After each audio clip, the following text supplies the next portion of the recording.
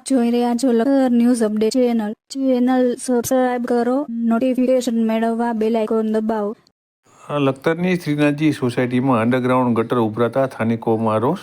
ગટરના પાણીમાં માખી મચ્છર સહિતના જીવજંતુ ઉત્પન્ન થતા સ્થાનિકોને ઘરમાં રહેવું મુશ્કેલ.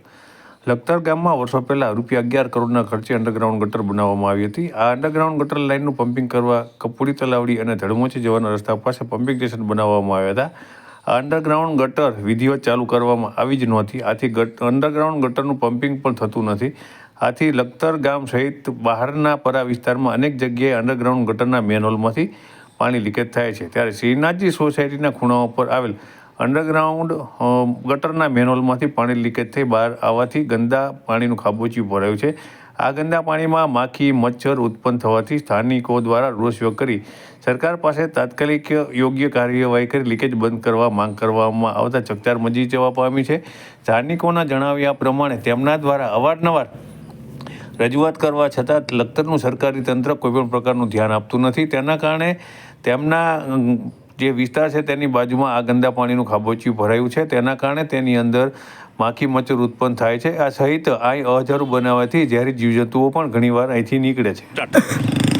આ શ્રીનાથ સોસાયટીમાંથી આ ઘણી બધાને પ્રશ્ન આપ્યા છે. આટલું એક કામ થઈ જાય તો સારું છે. અમે બીજા કોઈને કહેવા નથી માગતા, તમે કહી દીજો. અને અમારે મચ્છરા વારંવાર ખારવા પડે છે, પછી અમારા લેડીઝને એ બધા હેરાન થાય છે. તમારા વિસ્તારમાં પ્રશ્ન શું છે? પ્રશ્ન આ જ તે પાણીનો એક નિકાલ કરો. આ શું લીકેજ શું છે? આ ભૂગર્ભ ગટર કેટલા સમયથી લીકેજ છે? જેદુની બનાવી તેદુની. તમે આ અંગે રજૂઆત કરી શકીએ? હા, કરી હતી સરપંચ સાહેબને. સરપંચ સાહેબે કંઈ કર્યું નથી.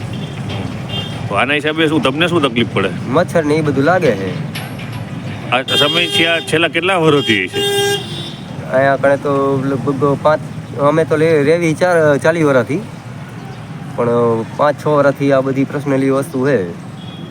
હવે સરકાર આગળ તમારી શું માગણી છે? આવડું એક બંધ કરાવો.